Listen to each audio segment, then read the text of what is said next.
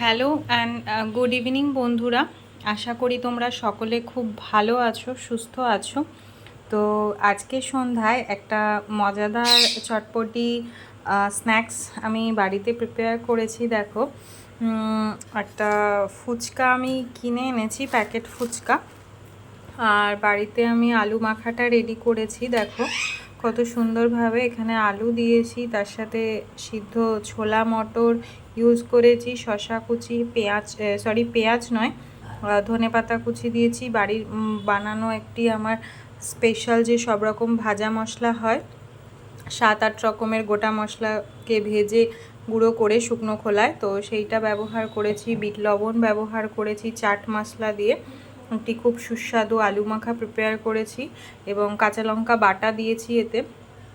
আর টক জলটা দেখছো খুবই সুস্বাদু হয়েছে। তো আমি কোনো রকম গুঁড়ো মশলা ছাড়াই, শুকনো লঙ্কার গুঁড়ো ছাড়া ফুড ইনটেক করতে পছন্দ করি, তো সেই হিসাবে একটা হেলদি ওয়েতে প্রিপেয়ার করার চেষ্টা করেছি। তো এর মধ্যে আমি তেঁতুল গোলা জল, যেহেতু ফুচকার পরিমাণটা কম, তো সেই হিসাবে টক জলটার যে কোয়ান্টিটি সেটাও খুবই কম। দেখছো ছোট একটা বাটিতেই প্রিপেয়ার করেছি, সাথে একটা গন্ধরাজ লেবু দিয়েছি এবং এর মধ্যে ধনেপাতা বাটা, ধনেপাতা বাটা, কাঁচা লঙ্কা বাটা, ভাজা মশলা,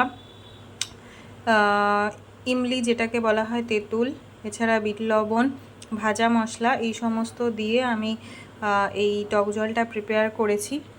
তো একটা তোমাদের সামনে রেডি করে দেখাই, যেহেতু তোমরা আমার ইউটিউবের ফ্যামিলি বা বন্ধু, তো তোমাদের ছাড়া তো কিছুই আমি একা খেতে পারি না। তো সামনাসামনি এই মুহূর্তে দিতে পারছি না, বাট ভার্চুয়ালি তো করে দেখাতেই পারি।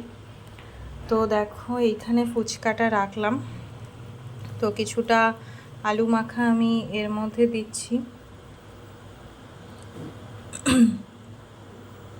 এবং এইভাবে টক জলে ডিপ করে তোমাদের জন্য আমি দিলাম। ঠিক আছে, তো সকলকে ধন্যবাদ এবং আশা করি এই জিভে জল আনা সন্ধ্যের স্ন্যাক্সটি সকলের ভালো লাগবে। বন্ধু হিসাবে পাশে থেকো, চ্যানেলটিকে, নতুন চ্যানেল যেহেতু, সাবস্ক্রাইব করো, বেশি বেশি করে শেয়ার করে দিও এবং অনেক অনেক ভালোবাসা দিও। সকলকে ধন্যবাদ।